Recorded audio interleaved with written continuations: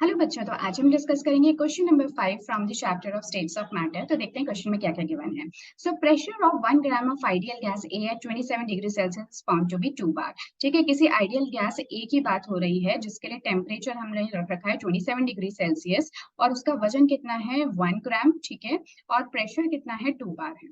Is that clear? तो ये तो हो गया आपका डब्ल्यू ए, ये हो गया पी ए, और देख लेते हैं आगे टेम्परेचर में कोई चेंज किया है कि नहीं।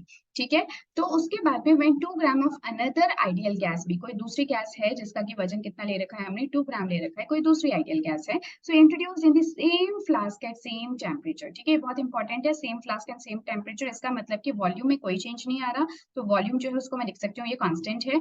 टेम्परेचर जो है वो भी कांस्टेंट है, और वो कितना टेम्परेचर है तो हमने पहले ही देखा कि ये 27 डिग्री सेल्सियस के आसपास है। तो ऐसे में ये कह रहे हैं कि जो प्रेशर है वो बन जाता है 3 बार। ठीक है, दिस इज वेरी इंपॉर्टेंट, इस लाइन को अच्छे से समझो। इस लाइन में क्या लिखा है कि जब हमने 2 ग्राम अनदर आइडियल गैस बी को इंट्रोड्यूस कर दिया सेम फ्लास्क में सेम टेम्परेचर पे, तो जो प्रेशर है वो कितना बन गया, 3 बार बन गया। इसका मतलब कि आइडियल गैस बी के प्रेशर की बात नहीं कर रही है, कह रहे हैं टोटल प्रेशर की बात। ठीक है, यानी कि टोटल प्रेशर इस वेसल के अंदर अब कितना हो गया, 3 बार हो गया। तो अगर कोई पूछे कि भाई जो बी है उसकी वजह से कितना प्रेशर हुआ, तो देखो ए की वजह से कितना प्रेशर था, 2 था, टोटल कितना है, 3 बार है। तो प्रेशर बिकॉज ऑफ बी कितना हो जाएगा, 3 माइनस 2 यानी कि 1 बार के इक्वल हो जाएगा। ठीक है, दिस इज वेरी इंपॉर्टेंट। इस तरह की छोटी छोटी डिटेल्स को आप ध्यान से देखा करो। तो ऐसे में हमसे पूछा है कि क्या रिलेशनशिप है बिटवीन देयर मॉलिक्यूलर मासेस। ठीक है, यानी कि बेसिकली हमसे पूछा क्या गया है, molecular mass of A divided by molecular mass of B, इनके बीच में आपको एक या तो रेशियो फाइंड आउट कर लो या किसी भी तरह से आपको एक रिलेशन बताना है कि दोनों में से मॉलिक्यूलर मास जो है वो किसका ज्यादा है। तो इसके लिए मुझे थोड़ा सा स्पेस चाहिए होगा, तो मैं एक दूसरी स्क्रीन पे आपको लेके चलती हूँ, बट जो भी कुछ इन्फॉर्मेशन हमारे पास है उसको हम एक जगह पे यहाँ पे लिख लेते हैं। ठीक है, तो ये है, ओके फाइन। तो जैसे कि मैं यहाँ पे यूज कर लेती हूँ, सो ये है मेरी कोई आइडियल गैस ए। ठीक है, और ये है मेरी दूसरी आइडियल गैस बी। और जैसे कि हमने देखा कि टेम्परेचर और वॉल्यूम दोनों ही कांस्टेंट है, तो इनको हमें अलग से मेंशन करने की जरूरत नहीं है, अगर इक्वेशन में आएंगे भी तो कैंसिल आउट हो जाएंगे। डब्ल्यू की अगर हम बात करें तो इसके लिए 1 ग्राम है, और इसके लिए हमने कि देखा 2 ग्राम्स है। राइट, प्रेशर की अगर हम बात करें तो पी ए जो है वो हमारा कितना है, 2 बार है, जबकि जो ये वाली आइडियल गैस है इसके लिए अभी हमने निकाला है 3 माइनस 2 यानी कि 1 बार के इक्वल।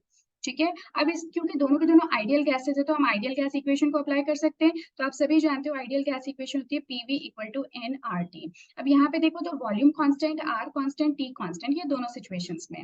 ठीक है, तो हम क्या कह सकते हैं कि पी, मैं इसको क्या लिख देती हूँ, जैसे पी बाई एन कर देती हूँ इसको, और बाकी जो भी कांस्टेंट वैल्यूज है उनको दूसरी तरफ ले जाती हूँ। तो इसका मतलब ये जो तीनों है ये कांस्टेंट है, अभी अभी हम लोगों ने डिस्कस किया, और इसको हम लोग अलग अलग नाम दे देते हैं। तो जैसे कि अगर गैस ए है तो उसको मैं बोल देती हूँ P A by n A equal to R T by V.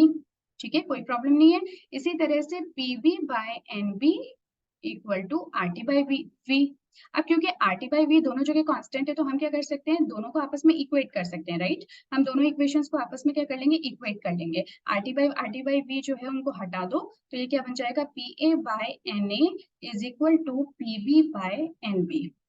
ठीक है, अब आप सभी जानते हो कि जो नंबर ऑफ मोल्स हैं वो किसके इक्वल होते हैं, नंबर ऑफ मोल्स किसके इक्वल होते हैं, गिवन मास बाय मोलर मास। सही बात है, तो अब इस इक्वेशन का क्या हो जाएगा, यहाँ जहाँ Na लिखा है यहाँ पे आप लिख दो given mass by molar mass, यहाँ पे भी आप क्या लिख दो, given mass of B by molar mass of B.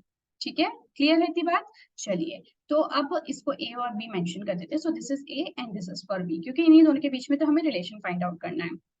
चलो, तो प्रेशर एक आपको कितना गिवन है, so that is given as 2। W कितना गिवन है, दिस इज 1 ग्राम, और क्योंकि यहाँ पे एम आर जो है वो डिनोमिनेटर के डिनोमिनेटर में है तो यू ऊपर चला जाएगा आपका एम आर ए। ठीक है, इसी तरह से प्रेशर ऑफ बी देखो कितना गिवन है, so that is given as 1 bar divided by mass कितना गिवन है, so that is given as 2 gram. ठीक है, और क्योंकि डिनोमिनेटर के डिनोमिनेटर में है तो एम आर बी जो है वो आपका चला जाएगा ऊपर। आप इसको सिंपल मैथमेटिक्स से आप इसको सॉल्व करके देख सकते हो। Is it clear? तो अब ये देखो यहाँ से क्या आ गया मेरे पास में, एम आर ए। ठीक है, और एम आर बी जैसे निकालते हैं, so this will become 4 times of M R B. ठीक है, तो ये एक रिलेशन इन्होंने फाइंड आउट करने की हमसे बात कही थी। तो चाहे तो आप इसको रेशियो के फॉर्म में निकाल सकते हो, चाहे तो आप इस तरह से लिख दो that M R by M R B is equal to 1/4, चाहे तो आप इस तरह से लिख दो या फिर अगर इस तरह से रिलेशन जैसे भी निकालना चाहो, ठीक है, आपको एक रिलेशन फाइंड आउट करना है जिससे कि मुझे ये समझ में आता है कि जो मेरा MRA है उसका 4 गुना जब कर देंगे तब जाके आपको MRB मिलेगा। आई बात समझ में? यानी कि MRB यानी कि जो मॉलिक्यूलर मास है किसका, आइडियल गैस B का, that is 4 times greater than that of the molar mass of A, ideal gas A के मोलर मास से। ठीक है, तो ये रिलेशनशिप हमें फाइंड आउट करने के लिए कही गई थी, जो आई होप कि आप लोग समझ गए होंगे। एक बार अपना आंसर हम रीचेक कर लेते हैं।